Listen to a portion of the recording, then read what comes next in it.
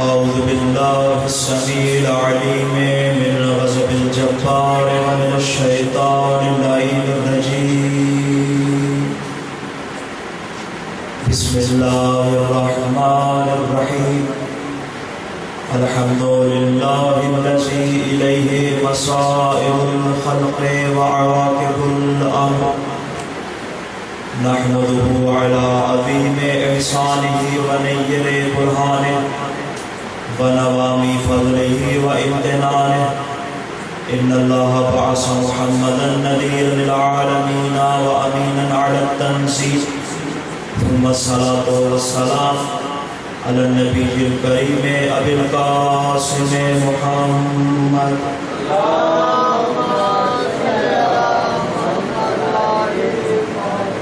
وعلى أهل بيته الطيبين الطاهرين المعصومين المظلومين المنتجبين المنتخبين الذين أذهب الله عنهم الرجس وطهرهم تطهيرا.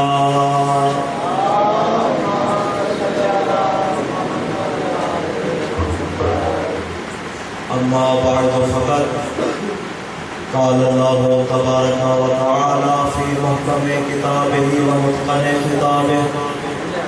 بسم الله الرحمن الرحيم.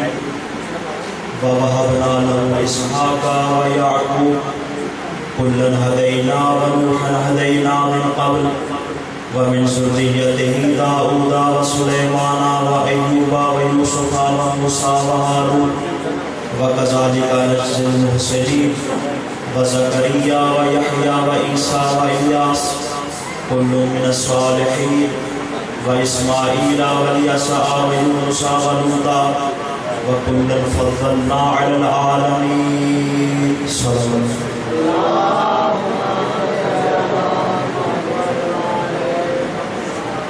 سامعین دیگر ارباب فکر و دانش، انشاءاللہ آپ تمام احباب خیریت سے ہوں گے. قبل اس کے کہ میں اپنی گفتگو کا آغاز کروں، تبرکاً و تیمناً اور آپ احباب کی توجہ کے لیے ایک رباعی عرض کرنا چاہتا ہوں. دستور کائنات تھا کیا کیا بنا دیا. پوری توجہ چاہوں گا کہ دستور کائنات تھا کیا کیا بنا دیا. مرنے کو بھی حسین نے جینا بنا دیا. دستور کائنات تھا کیا کیا بنا دیا. مرنے کو بھی حسین نے جینا بنا دیا. سانسیں میری لہو میرا محو طواف ہے، دل کو غم حسین نے کعبہ بنا دیا.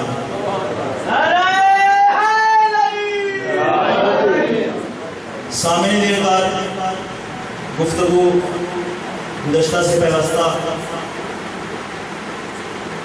کہ میں نے بیان کیا کہ قرآن میں اللہ نے ہادی کی دو شرائط بیان کی کہ ہادی کس طرح کا ہونا چاہیے. پہلی نشانی اور پہلی شرط کہ جس کو خدا نے ہادی میں معیار قرار دیا وہ ہے اس کا علم. ہادی جاہل نہیں ہونا چاہیے. دوسری چیز اس کی شجاعت، یعنی ہادی کمزور نہیں ہونا چاہیے. ان دو چیزوں کی بنا پر اللہ نے کچھ خاص ہستیوں کو اپنی خلافت کے لیے منتخب کیا. توجہ بتا رہے ہیں.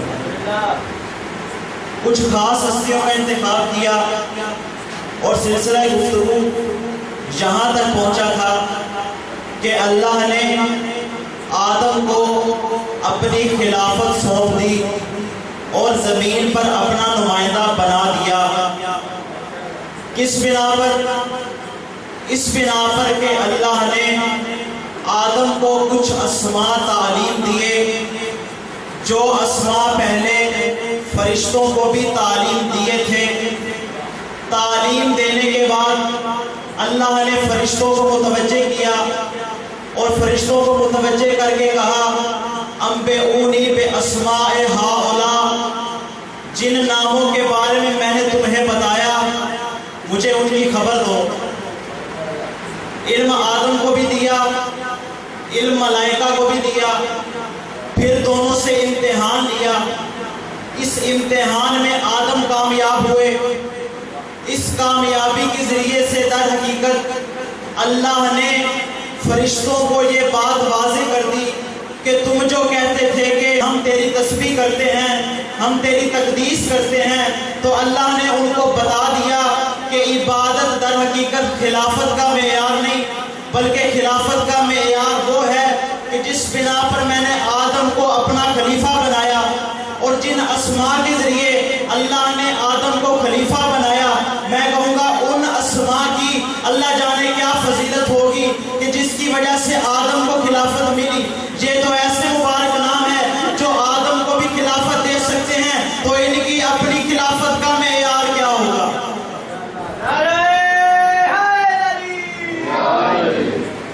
ثم عرضهم على الملائکہ، اللہ نے نام ملائکہ کے سامنے پیش کیے، تعلیم دونوں کو دی، بعد میں نور دکھائے یا بعض روایات کے مطابق تصاویر دکھائیں، اور کہا جن ناموں کی میں نے تعلیم دی اب بتاؤ یہ کون ہے۔ آدم نے تمام کے تمام اسماء بیان کر دیے۔ در حقیقت اللہ نے یہ دیکھنا تھا کہ جو علم آدم کو ملا آیا وہ اس علم سے استنباط کر سکتے ہیں، آیا وہ اس علم سے نتیجہ عرض کر سکتے ہیں یا نہیں، اس بات کو اللہ نے دیکھنا تھا۔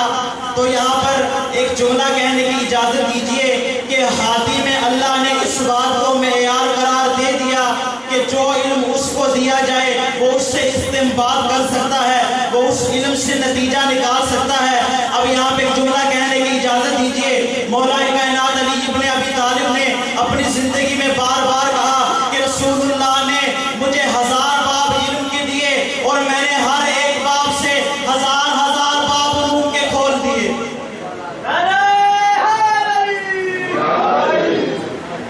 جو علم ملتا ہے اس علم سے استنباط کرنا، اس علم سے نتیجہ لے لینا۔ اب گفتگو کو آگے بڑھاؤں، آج انشاءاللہ یہ خلافت ہماری ابتدائی گفتگو میں ختم کروں گا، سلسلہ گفتگو کو مزید آگے بڑھاؤں گا۔ اب اگلا سوال جو میں نے پرسوں کی گفتگو میں 3-4 سوال بنائے تھے، آج آخری سوال کا جواب دوں گا۔ آخری سوال کہ جو خدا کی جانب سے سلسلہ ہدایت ہے، جو خدا کی جانب سے سلسلہ امامت و خلافت ہے، نبی کے بعد اس کا آغاز کس طرح ہوتا ہے؟ سورہ مبارک ابراہیم اللہ تعالیٰ ارشاد فرماتا ہے کہ کلمہ طیبہ کی مثال شجرہ طیبہ کی طرح ہے کہ جس کی جڑیں زمین میں ہیں اور اس کی شاخیں آسمان سے باتیں کر رہی ہیں، اور اس کا پھل، اس کا ثمر کل بھی موجود تھا اور آج بھی موجود ہے۔ یہ ہے سورہ مبارک ابراہیم نے ارشاد فرمایا۔ اب اس شجرہ طیبہ سے مراد کیا ہے؟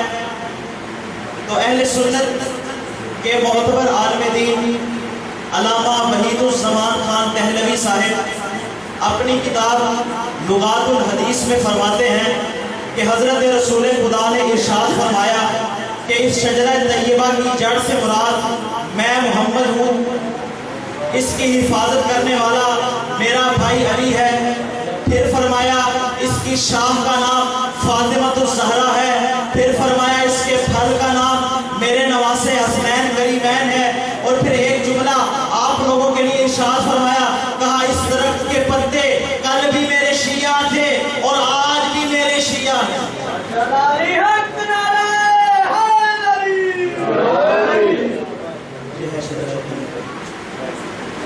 مسامع نے کہا کیونکہ آج وقت کافی زیادہ ہو گیا اور گنجائش نہیں کہ میں گفتگو کو مزید دور دے سکوں۔ انشاءاللہ کل یہیں سے اپنی اس ناتمام گفتگو کو آگے بڑھاؤں گا۔ بعض سرداران مظلوم کربلا حسین اپنے قافلے کو لے کر کربلا آ چکے، یوم عاشور قریب آ رہا۔ کوشش کیجئے کہ جتنا ہم عاشور سے قریب ہوتے جائیں ہماری آنکھیں نم ہوتی جائیں، اپنی آنکھ کو کم سے کم جتنا ہو سکے یاد حسین سے وابستہ کرنا چاہیے، کیونکہ ایک تو آپ کا مجلس میں آنا عبادت اور دوسرا گریہ کرنا اس سے افضل ہے۔ کربلا میں کئی فوجی ہیں آقا حسین کے ساتھ، طرح طرح کے سپاہی ہیں، لیکن ایک ایسا سپاہی ہے جس کے بارے میں بس شاعر کا ایک شعر کہنا چاہوں گا کہ ایک میں موت نظر آئے گی اور ایک میں حیات، ایک میں موت نظر آئے گی اور ایک میں حیات، مٹھیاں اپنی گھر کھول کے دکھائیں اصغر۔ بس سرداران مظلوم اصغر آقا حسین کا قافلہ مدینے سے چلا، مولا حسین مڑ مڑ کر پیچھے دیکھتے ہیں۔ ایک مرتبہ جب مڑ کے دیکھا ہے تو قافلے کے پیچھے کوئی آ رہا ہے۔ آقا حسین نے عباس کو حکم دیا، عباس ذرا قافلہ تو روکو، دیکھو تو صحیح پیچھے کون آ رہا ہے۔ عزادارو سنو کہ جملہ، جب ایک مرتبہ قافلہ رکا نا، دیکھا بیمار بیٹی سغرا قافلے کے پیچھے پیچھے آ رہی ہے۔ آقا حسین نے کہا، بیٹا سغرا تجھے کہا تھا نا تو ساتھ کربلا نہیں جائے گی۔ ہاتھ باندھ کے عرض کرتی ہے، بابا مجھے کربلا نہ لے جائیے، لیکن آخری بار مجھے اپنے اصغر کا دیدار کروا دیجئے۔ بس عزادارو سنو کہ جملہ، اصغر ہاتھوں پہ آتے ہیں، اصغر کے ساتھ پیار کیا بی بی نے۔ اب ایک مرتبہ بی بی ام رباب آگے بڑھتی ہیں، کہا بیٹا سغرا مجھے اصغر دے دو، ہمیں دیر ہو رہی ہے، لیکن اصغر ہاتھوں پہ نہیں آتا۔ بی بی ام فروا آگے بڑھتی ہیں، اصغر ہاتھوں پہ نہیں آتے۔ ایک مرتبہ زینب عالیہ آگے بڑھتی ہیں، اصغر ہاتھوں پہ نہیں آتے۔ قافلہ رکا ہوا ہے، آقا حسین انتظار میں ہے، کہتے ہیں عباس دیر کیوں ہوئی؟ آقا عباس نے ماجرا بیان کیا۔ ایک مرتبہ آقا حسین آئے، اصغر کے کان میں کوئی بات کی، اصغر نے بہن کی گود چھوڑی، توڑ کر آقا حسین کی گود میں آئے، کہا بابا بے شک اصغر کو لے جائیں، مجھے اصغر کی ضرورت نہیں، لیکن ایک بات تو بتا دیجئے آپ نے اصغر کے کان میں کیا بات کی ہے؟ تو ایک مرتبہ آقا حسین نے عجب نہیں یہ جملہ کہا ہوگا، میں نے کہا اصغر اگر تم مدینے میں رہ گیا تو کربلا میں تیرے حصے کا تیر کون کھائے گا؟ اجرکم اللہ۔ بس عزادارو آگے عاشور کا دن، لاشیں پہ لاشیں آ رہی، اصحاب شہید ہو گئے، بنو ہاشم کے جوان شہید ہو گئے۔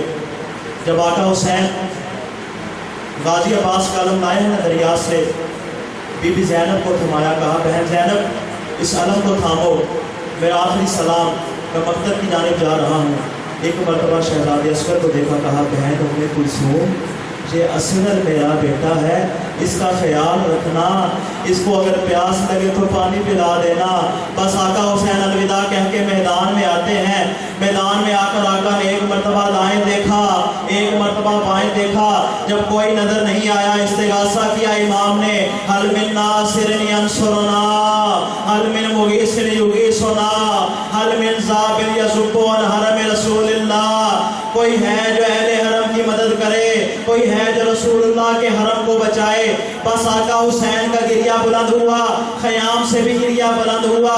آقا حسین خیمے میں آئے، کہا بہن زینب میں نے کہا نہیں تھا جب تک میں زندہ ہوں آپ کے رونے کی آواز بلند نہیں ہونی چاہیے، کہا آپ نے گریہ کی آواز بلند کی۔ اصغر اپنے گہوارے میں نہیں لیٹتا، اس نے خود کو زمین سے گرا دیا۔ آقا حسین نے سب کو خاموش کروا دیا، مگر اصغر ابھی بھی رو رہے ہیں۔ ہاتھوں پہ اٹھایا، کہا رباب ذرا اصغر کو تیار کر دو، میں اس کو پانی پلا کے لاتا ہوں۔ بی بی رباب اصغر کو تیار کر رہی ہیں اور شکوہ کر رہی، کہتی ہیں بیٹا اصغر جب جاؤ گے نا دادی زہرا کے پاس تو دادی سے میری شکایت نہ کرنا کہ اماں نے 3 دن مجھے پانی نہیں دیا۔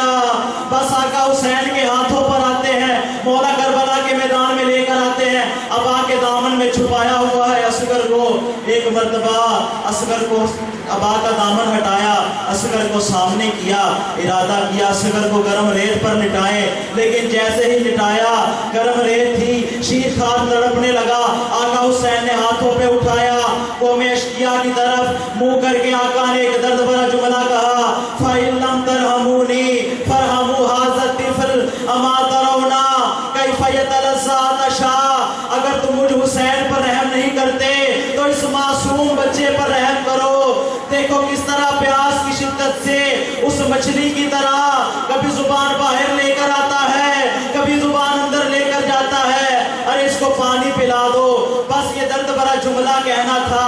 اصغر نے اپنی خشک زبان باہر نکالی، خشک ہونٹوں پر پھیری، فوج اشقیاء میں کوہرام برپا ہو گیا، قریب تھا کہ بغاوت ہو جاتی۔ ایک مرتبہ عمر بن سعد آیا، حرملہ کے پاس، کہتا ہے اقطع کلام الحسین، حسین کی گفتگو کو بند کرو، اگر حسین بولتا رہا تو میری فوج میں بغاوت ہو جائے گی۔ بس اس نے تیر کا نشانہ لیا، اور تیر ایک شعبہ نہیں تھا بلکہ 6 شعبہ تیر تھا، جس سے اصغر کے گلے کا نشانہ لیا۔ ایک مرتبہ نشانہ لیا، تیر نیچے گر گیا، دوسری مرتبہ نشانہ لیا، تیر نیچے گر گیا۔ کہا حرملہ تجھے کیا ہو گیا؟ کہا جب میں تیر چلاتا ہوں تو سامنے خیام سے پردہ ہلتا ہے، شاید اس کی ماں ہے، کہتی ہے بتا دے میرے اصغر کا قصور کیا ہے۔ بس اس نے آخری جب تیر چلایا، اب تیر کس طرح چلا دارو، تیر اصغر کے گلے میں سے گزر کر دوسری طرف سے نکل کر حسین کے بازو میں پیوست ہو گیا۔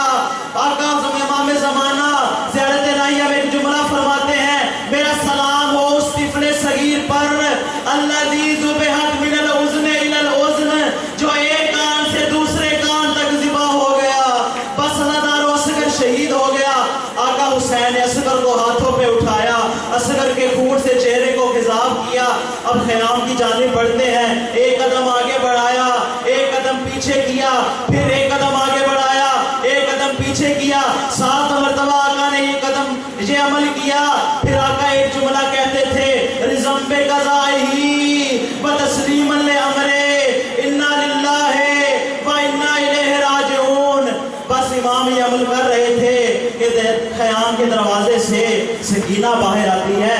آقا حسین جب اصغر کو لے کر گئے ہیں نا، اصغر کو بھی ابا کے دامن میں چھپا کر لے کر گئے کہ کہیں کربلا کی گرم ہوا اصغر کو نہ پڑے، اور جب اصغر کو لے کے آئے ہیں تب بھی ابا کے دامن میں چھپایا ہوا ہے، کہیں دیکھ کر کوئی مستور مر نہ جائے۔ ایک مرتبہ آقا حسین جب خیمے کے سامنے آئے، بی بی سکینہ نکل کے کہتی ہیں، بابا آپ کو اصغر زیادہ پیارا تھا، آپ نے اصغر کو پانی پلا دیا، مجھے آپ نے پانی نہیں پلایا۔ ایک مرتبہ آقا نے ابا کا دامن ہٹایا تو دیکھا 6 شعبہ تیر اصغر کے گلے میں، بس ماں نکلتی ہے۔ آقا حسین نے اصغر کو دفنا دیا، اور کتنا پیار تھا بہن اور بھائی کا آپس میں کہ جب شام غریباں، اب پانی ملا نا شام غریباں کو، اب وہ کس طرح ملا میں وہ نہیں پڑھتا، شام غریباں جب پانی ملا نا، بی بی زینب نے کہا سکینہ سکینہ تو بہت پیاسی ہے، یہ لے پانی پی لے۔ ایک مرتبہ سکینہ نے کوزہ پکڑا اور مقتل کی جانب نکل گئی۔ آقا حسین بیبیاں ساری پیچھے پیچھے کہ آخر کیا ہوا سکینہ، تو کہاں جا رہی ہے؟ جب جاتے جاتے ایک منظر دیکھا، اصغر کی قبر پر سکینہ پانی ڈال رہی ہے، کہتی ہے اصغر تو پیاسا رہا، آج میں تیرے لیے پانی لائی ہوں، یہ لو پانی پی لو۔ بس منظر سن لو، 11 محرم کو جب سب شہداء کے سروں کو نیزوں پہ لٹکایا گیا، جب سروں کو گنا گیا نا، ایک سر کم نکلا۔ کہا میں نے خیام کے پیچھے دیکھا تھا، حسین اپنے اصغر کو دفن کر رہا تھا،